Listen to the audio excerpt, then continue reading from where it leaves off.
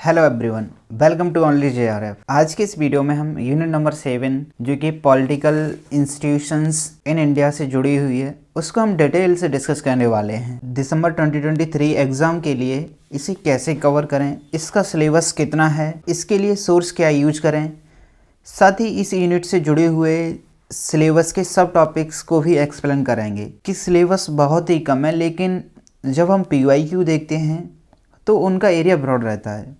ये सभी डायमेंशंस इस वीडियो में कवर करने वाले हैं। ये वीडियो लेक्चर्स उन सभी के लिए उपयोगी है, चाहे जो अभी कोचिंग कर रहे हैं या जिन्होंने किसी पेड बैच को बाई कर लिया है या जो लोग अभी सेल्फ स्टडी कर रहे हैं, यानी थोड़ा बहुत यूट्यूब से हेल्प ले लेते हैं, तो उन सभी के लिए ये वीडियो हेल्पफुल होगी। इस वीडियो में हम सिलेबस के साथ साथ ये भी अप्रोच रखेंगे कि इस एरिया में PYQ कैसे पूछे गए, तो उसके अनुसार सिलेबस एक क्या रहा था। आप सभी इस वीडियो लेक्चर्स की PDF या मेरे सभी नोट्स जो पेपर 2 से जुड़े हुए हैं उनको चाहते हैं तो आप ओनली जेआरएफ टेलीग्राम ज्वाइन कर लीजिए, जो बिल्कुल फ्री है और वहाँ पर आपको सभी PDF ईजिली मिल जाएंगे। तो चलिए आज के इस वीडियो लेक्चर्स की शुरुआत करते हैं। यूनिट नंबर 5 जो कि पॉलिटिकल इंस्टीट्यूशंस इन इंडिया से जुड़ी हुई है, इसमें बेसिकली आप क्या क्या ध्यान में रखोगे। सबसे पहले आप इस यूनिट का अपने पास सिलेबस देखिए। यदि आपके पास अभी सिलेबस है तो आप बेटर हैं। इट मीन्स तैयारी करें तो सिलेबस तो एक गाइड की तरह होना चाहिए आपके पास। ऐसे ही अब आपने सिलेबस देख लिया है तो उसके लिए सोर्स भी यूज करेंगे।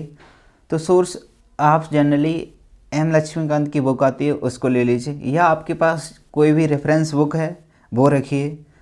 साथ ही आप सिलेबस को माइनर रखिए। अब जो लोग कोचिंग में होंगे तो ऑब्वियसली उनको तो मटेरियल वहाँ पर मिल जाएगा, लेकिन उस मटेरियल में भी कुछ मटेरियल्स रिलेवेंट्स होते हैं, कुछ इररिलेवेंट्स भी होते हैं, क्योंकि कोचिंग इंस्टीट्यूट्स के ऊपर डिपेंड है उनका मटेरियल कैसा है। तो सामान्यतः आप PYQ बेस बनाइए, PYQ के आधार पर अपना सिलेबस भी एक्सपेंड कीजिए और PYQ को आप टॉपिक वाइज अप्रोच रखिए, क्योंकि अगर PYQ टॉपिक वाइज रखेंगे आप तो किसी भी टॉपिक्स की आप डिटेल एक्सप्लेनेशंस कर सकते हैं कि सिलेबस में तो इतना ही है, लेकिन हम PYQ से उसको एक्सप्लेनेशंस भी कर सकते हैं।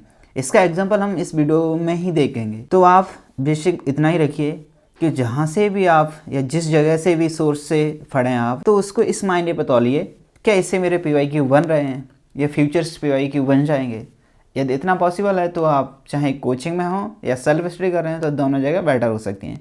तो सामान्यतः एस्पायरेंट लक्ष्मीकांत बुक देखते हैं, और नहीं तो आपके पास एक राजेश मिश्रा सर की बुक है तो वो भी आप देख लीजिए। इसके अलावा भी आपने जितना अभी तक पढ़ा है उसको आप PYQ की अप्रोच से देखिए, और साथ ही जितना आपने पढ़ लिया है उसका प्रॉपर रिवीजन भी होना चाहिए। यदि इतना बेसिक है तो आप इस यूनिट में आगे बढ़िए। अब हम बात करें सिलेबस। तो सिलेबस सामान्यतः आप UGC नेट की वेबसाइट से भी डाउनलोड कर सकते हैं। इट मीन्स कि आप गूगल करिए UGC net paper 2 political science syllabus, तो आपको ये सिलेबस मिल जाएगा। अब जिसमें आप सामान्यतः कोड कि 02 इसका कोड है। अब इस सिलेबस में आपको 10 यूनिट्स दी हुई हैं। अब 10 यूनिट्स में हमें एक 7 यूनिट है, 7 नंबर यूनिट्स है, उसका हम आज डिटेल से सिलेबस देखने वाले हैं। बाकी हमने खुद का सिलेबस देख लिया है, नहीं आप तो इस PDF को देख लीजिए, जिससे कि आपके पास सिलेबस तो हो कम से कम। अब इस यूनिट नंबर 7 की हम सिलेबस पर बात करें। सिलेबस जैसे कि पहला सब टॉपिक है इसका making of the Indian constitutions, यानी भारतीय संविधान का निर्माण। तो भारतीय संविधान का निर्माण है, उस समय सिचुएशंस कैसी थी, जैसे कॉलोनियलिज्म हेरिटेज, यानी कि जो औपनिवेशिक विरासत है वो क्या क्या है। अब औपनिवेशिक विरासत में हम historical background of Indian constitutions देखेंगे, यानी कि हिस्टोरिकल बैकग्राउंड ऐसे ही नहीं देखेंगे, इसे हम PYQ बेसिस पर जानते हैं। इसको हम अभी डिटेल में भी देखेंगे। And the contribution Indian national movement to the making of Indian constitutions, तो हम इस पर भी डिटेल से बात करेंगे। इसके साथ आप एक और सब टॉपिक देखिए जो कि है कॉन्स्टिट्यूंट असेंबली, यानी कि संविधान सभा। अब इसका कंपोजिशंस, आइडियोलॉजिकल मूवरिंग्स, कॉन्स्टिट्यूशनल डिबेट, इन सभी पर हमें फोकस करना होगा, क्योंकि यहाँ से PYQ भी पूछे जाते हैं। अब इन दोनों सब टॉपिक्स को आप एक्सप्लेनेशंस में देखिए। जैसे आप कॉन्स्टिट्यूशनल हेरिटेज की बात करें तो कॉन्स्टिट्यूशनल हेरिटेज में आप रेगुलेटिंग एक्ट देखते हैं, पिट्स इंडिया एक्ट देखते हैं, चार्टर एक्ट 1813 देखते हैं। अब ये एक्ट यहाँ पर रखने का उद्देश्य है कि PYQ बेस है। जैसे PYQ आपको जून 2023 में ही शिफ्ट सेकंड में इंडियन काउंसिल एक्ट 1892 से पूछा जा चुका है PYQ। ऐसे ही PYQ आपको 1919 के एक्ट से पूछे जा चुके हैं, जिसमें 2 PYQ देखेंगे आप। ऐसे ही 1935 का PYQ, ऐसे ही 1935 के एक्ट से PYQ पूछे जा चुके हैं। अब जो सामान्यतः इस सिलेबस को PYQ से देखेंगे तो ऑब्वियसली इन सब टॉपिक को पढ़ाएंगे, तो अगर आपसे PYQ पूछा भी जाए तो ईजिली आपसे बन जाए। इतना ही तो करना होता है कि हमें एग्ज़ाम में क्वेश्चंस बनाने होते हैं, क्योंकि अगर सिलेक्शन चाहिए तो वहाँ क्राइटेरिया तक पहुँचने के लिए क्वेश्चंस का आंसर भी आना चाहिए। अब ऐसे ही इसमें बात हुई थी, यानी contributions Indian national movement to the making of Indian constitutions. तो इसमें आप नॉन कोऑपरेशन मूवमेंट से लेकर क्विट इंडिया मूवमेंट्स या इंटरिम गवर्नमेंट है, इन सभी तक आपको पहुंचना है। अब इसमें जैसे घटना है तो उनकी डेट याद रखिए आप, कम से कम डेट तो याद रख लीजिए। अगर एग्जाम में क्रोनोलॉजी वैसे भी पूछा गया है कि इनको आप क्रोनोलॉजिकल ऑर्डर लगाइए, तो अब भी पूछा जाए तो आप बना लेंगे। बस यहाँ पर अगर डेट भी तैयार है तो भी कर सकते हैं। ये कम से कम है, यानी डिटेल आप इसकी देख सकते हैं, क्योंकि कुछ टॉपिक्स हैं जिनकी डिटेल पूछी गई थी। जैसे नॉन कोऑपरेशन मूवमेंट है, खिलाफत मूवमेंट है, साइमन आयोग है, साइमन कमीशन है, नेहरू रिपोर्ट है, लाहौर सेशन है जो कि कांग्रेस का हुआ था, सिविल डिसोबीडियंस मूवमेंट है, राउंड टेबल कॉन्फ्रेंस है, कम्युनल अवार्ड है, क्रिप्स मिशंस है, क्विट इंडिया मूवमेंट है, कैबिनेट मिशंस है। अब इन सब के बाद ना कॉन्स्टिट्यूएंट असेंबली आती है, यानी संविधान सभा आती है। और जी सिलेबस के सब टॉपिक में अलग से दिया है, तो इसको तो हमें अलग से भी पढ़ना होगा। ऐसे ही इंटरिम गवर्नमेंट की बात की गई है, इंटरिम गवर्नमेंट से भी अलग से प्रश्न पूछे गए हैं, आपको यहाँ देखना होगा। अब ऐसे ही प्रश्न माउंटबेटन प्लान से पूछेंगे तो इन्हें भी देखना होगा। यानी कि सिलेबस के सब टॉपिक को इतना हम ब्रॉड पर्सपेक्टिव के साथ पढ़ सकते हैं, तो आप इन्हें PYQ की मदद से ही कर सकते हैं। तो चलिए अब हम सब टॉपिक के नेक्स्ट टॉपिक पर चलते हैं, फिलॉसफी ऑफ द कॉन्स्टिट्यूशंस। अब इसमें आपको प्रियम्बल, फंडामेंटल राइट्स यानी प्रस्तावना, मौलिक अधिकार, DPSP जो राज्य के नीति निर्देशक तत्व होते हैं उनको पढ़ना होता है। यहाँ से आपके लिए सीधे प्रश्न बन जाते हैं, आपने थोड़ा बहुत भी पढ़ लिया तो प्रश्न बन जाएंगे। जैसे फंडामेंटल राइट्स में सामान्यतः आर्टिकल्स पूछते हैं, तो आप आर्टिकल्स रट लीजिए तो प्रश्न बन जाएगा। ऐसे DPS में तो उनसे जुड़े हुए संविधान संशोधन उनको देख लीजिए और उनसे जुड़े हुए आर्टिकल्स हैं उनको लर्न कर लीजिए, तो आपके प्रश्न बन जाएंगे। अब संविधानवाद है यानी कॉन्स्टिट्यूशनलिज्म है, तो पहले कॉन्स्टिट्यूशनलिज्म शब्द को डिफाइन कीजिए, ये होता क्या है, क्योंकि यहाँ से भी प्रश्न पूछा जा चुका है। और UPSC में ना सामान्यतः इस टॉपिक से तो प्रश्न आना ही आना है, ऐसा होता है, क्योंकि कॉन्स्टिट्यूशनलिज्म एक आइडिया है। अब इसमें जैसे डेमोक्रेसी है, सोशल चेंज है, नेशनल यूनिटी है, चेक एंड बैलेंस है, बेसिक स्ट्रक्चर्स डिबेट है, ऐसे ही कॉन्स्टिट्यूशनल अमेंडमेंट्स हैं, संविधान संशोधन है, इन सभी पर आपको फोकस करना है। ऐसे ही यूनियन एग्जीक्यूटिव है, तो जिसमें president, prime ministers, council of ministers. अब इसमें प्रेसिडेंट तो दिए हुए हैं, लेकिन वाइस प्रेसिडेंट से भी क्वेश्चंस पूछे जा चुके हैं। ऐसे ही यूनियन पार्लियामेंट देखेंगे आप, तो उसकी स्ट्रक्चर्स क्या है, role and functionings, parliament committee, जो कि यहाँ से प्रश्न सीधा सीधा पूछा जाता है कि पार्लियामेंट कमेटी में भी जो फाइनेंशियल कमेटी हैं उनसे सीधा प्रश्न पूछ लिया जाता है आपसे। अब जुडिशरी, तो जिसमें आप सुप्रीम कोर्ट, इनसे जुड़े हुए articles as well as high court, judicial review, judicial activism या जुडिशियल रिफॉर्म देखेंगे। अब वैसे ये सभी यूनिट ना इंटरलिंक हैं। अब इंटरलिंक हैं तो एक किसी यूनिट से इंटरलिंक हैं, तो वह यूनिट नंबर 10। जैसे ये रही unit number 10, governance and public policy.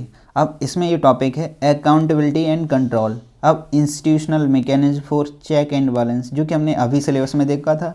Legislative control over executive, जब आप पार्लियामेंट पढ़ेंगे तो ऑब्वियसली इस टॉपिक को वहाँ भी पढ़ते हैं सेम। ऐसे ही एडमिनिस्ट्रेटिव एंड बजटरी कंट्रोल है, ये भी हम पार्लियामेंट में देखते हैं। ऐसे ही कंट्रोल थ्रू पार्लियामेंट कमेटी, तो पार्लियामेंट कमेटी हमें उस टाइम भी पढ़नी होती हैं। तो इस प्रकार ये इंटरलिंकिंग सिलेबस है, आप एक यूनिट को सिंगल नहीं पढ़िए बल्कि इंटरलिंकिंग करके भी पढ़िए, जैसे कि आपके क्वेश्चंस बन जाएं। तो चलिए अब वापस आते हैं। ऐसे ही अब यूनिट नंबर 7 में ही executive and legislatures in state की बात की गई है। इसमें आपको governor, chief ministers, state legislatures, इससे जुड़े हुए आर्टिकल्स भी एज वेल एज फॉलो करने हैं आपको। ऐसे ही यहाँ फेडरलिज्म की बात की गई है, तो आप यहाँ फेडरलिज्म में इंटर स्टेट गवर्नमेंट काउंसिलिंग्स या इमर्जिंग ट्रेंड्स या इसके अलावा भी टॉपिक्स देख सकते हैं, या इनसे जुड़े हुए कमीशन जैसे कि पुंछी आयोग, सरकारी आयोग, इन सभी की डेट, इनके मेंबर्स कौन है, इनको विशेष रूप से आप ध्यान में रखिए। ये PYQ की मदद से ही एक्सप्लेन हो सकते हैं,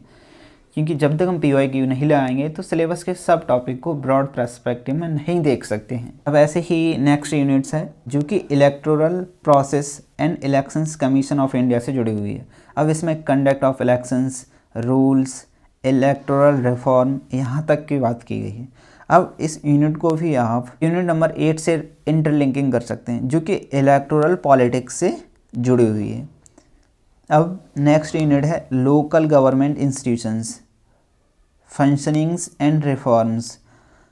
यानी कि जब भी आप इस यूनिट को करें तैयार तो साथ में यूनिट नंबर 10 में भी ग्रास रूट गवर्नेंस की बात की गई है, तो उसको भी यहाँ पर साथ में रखना है। और इस यूनिट के लिए आपको ना बेसिकली जो कमिटीज़ हैं उनको तो क्रोनोलॉजिकल वे में आपको तैयार करना है, एज वेल एज इससे जुड़े हुए आर्टिकल्स हैं उनको भी तैयार कीजिए, क्योंकि वहाँ से भी प्रश्न सीधे PYQ में आए हैं। अब ऐसे ही कॉन्स्टिट्यूशनल्स हुई या स्टेचुटरी बॉडीज़ हुई, वैधानिक बॉडी हुई, तो इनको भी आपको ध्यान में रखना है। अब जैसे कॉन्स्टिट्यूशनल बॉडीज़ हुई तो उसमें ये वो सिलेबस में दिए हैं, जैसे CAG हुआ या commission for a schedule caste हुआ या national commission for schedule tribe हुआ, यहाँ तक तो ये सिलेबस में है तो ठीक है, लेकिन सिलेबस से ब्रॉड भी पूछती है NTA एग्ज़ाम में।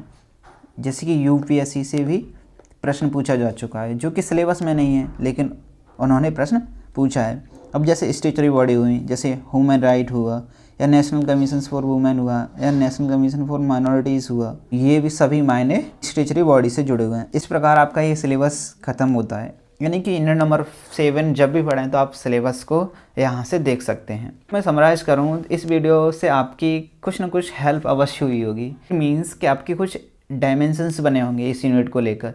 या तो आपको पहले यूनिट्स टफ लग रही होगी, लेकिन कुछ लोगों की अप्रोच सही होगी पहले से भी, तो उनके लिए भी काफ़ी हेल्पफुल रही होगी। और साथ ही आप जब भी इस यूनिट को कवर करें तो इन बेसिक बातों को ध्यान में रखिए।